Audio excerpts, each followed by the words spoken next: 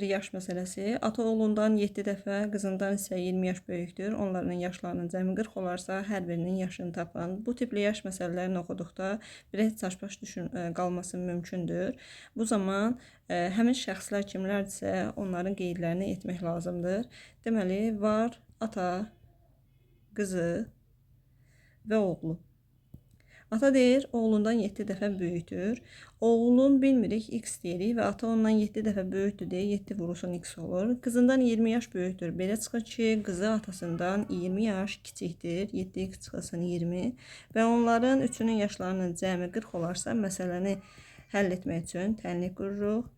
Üstə gəlsin x bərabərdir 40. X-ləri topladıqda 15x bərabərdir 60. X tapdıq 4. Deməli, atasının 28 yaşı var, oğlun 4 yaşı var və qızının isə 8 yaşı var.